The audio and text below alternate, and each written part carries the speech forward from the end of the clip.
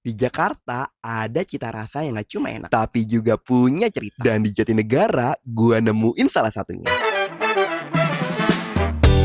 Ini dia sate keroncong. Kulinernya udah ada sejak 1964 dan kini sudah diteruskan sampai generasi kedua. Tapi gue jadi penasaran, apa sih yang bikin cita rasa ini bisa bertahan selama itu? Yuk kita langsung tanya ownernya. Kalau awalnya dulu tuh tahun 60-an sampai 90-an boleh kambing ya. Setelah tahun 2000-an ke sini ya ada perubahan selera mungkin ya, jadi tongseng gitu loh, tongseng dan sate. Kita semua masih pakai tradisional ya, jadi kita masak gulai itu masih pakai kayu bakar. Pas gue cobain tuh, daging kambingnya tebal, empuk, juicy, dan gak ada bau perengus sama sekali. Pantes aja rasa kayak gini masih bertahan sampai sekarang. Dan ternyata Jatinegara masih punya cerita lain. Ada ketupat sayur Bukit Tinggi Haji Amri yang terkenal sama ketupat sayur dan es tebaknya. Kira-kira cita rasa khas Bukit Tinggi ini udah berapa lama ya bertahan di Jatinegara? Yuk langsung kita tanya ownernya. 1977. Apa aja sih Bapak yang Bapak jual di kedai ini? Sayur, es campur, es padang, es teba. Nah, tebak itu apa Pak? Ini kan Nguras. pakai daun pandan.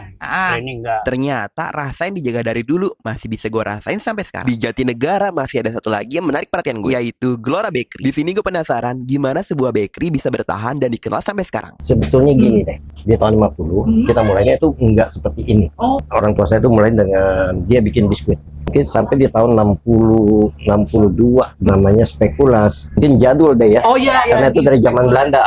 Namanya Glora, karena itu dimulainya Asian Games. Jadi GBK baru dibangun. Cookies Spekulas ini punya aroma kayu manis dan berbagai rempah dengan rasa susu dan butternya yang bikin aromanya makin khas. Dari 3 tempat, 3 cerita, tapi semuanya punya satu kesamaan, yaitu cita rasa yang ingin dipertahankan. Tapi di saat yang sama juga harus tetap beradaptasi. Karena buat UMKM bertahan itu penting, tapi berkembang juga nggak kalah penting. Dan buat terus berkembang, pelaku UMKM tentu nggak bisa jalan sendiri. Karena itu BRI Peduli hadir lewat berbagai program pemberdayaan untuk mendukung UMKM. Salah satunya sertifikasi halal yang membantu UMKM memenuhi aspek halal, sekaligus meningkatkan kepercayaan konsumen dan daya saing produk. Ada juga pelatihan ekspor yang membekali UMKM dengan pengetahuan mulai dari regulasi, dokumen, riset pasar, sampai peluang memperluas pasar, termasuk klaster unggulan dan aura yang menjadi bagian dari pemberdayaan dan pengembangan UMKM. Upaya ini sejalan dengan cita pemerintah untuk mendorong kewirausahaan, pertumbuhan ekonomi dari bawah, dan pengembangan yang berkelanjutan. Karena di balik makanan yang kita nikmati, ada orang-orang yang terus menjaga rasa, beradaptasi, dan berusaha supaya usahanya tetap tumbuh. Selamat Hari UMKM Nasional 2026. Semoga makin banyak UMKM Indonesia yang terus tumbuh, berkembang, dan naik kelas.